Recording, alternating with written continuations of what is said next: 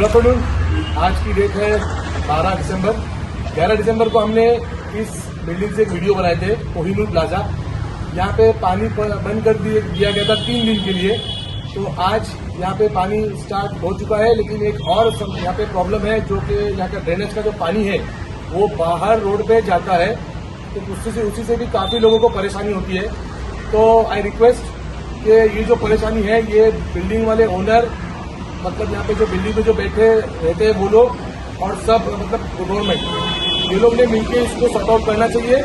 जो पानी जा रहा है उसकी वजह से जो गंदा पानी जा रहा है उसकी वजह से पानी रुका गया था। तो अभी पानी आ चुका है और आगे की जो मतलब कार्रवाई है, आगे जो करना है वो प्रॉपरली आप सबको एक साथ बैठ के वो चीज को सॉर्ट आउट करना है, क्योंकि इसके बाद अगर कुछ होता है तो आप लोग उस चीज की जिम्मेदार होंगे। हमारा काम था पानी को लाना, हमने पानी लाए। मैं से प्रसाद करते मैं प्रोसेस ह्यूमन राइट्स मिशन।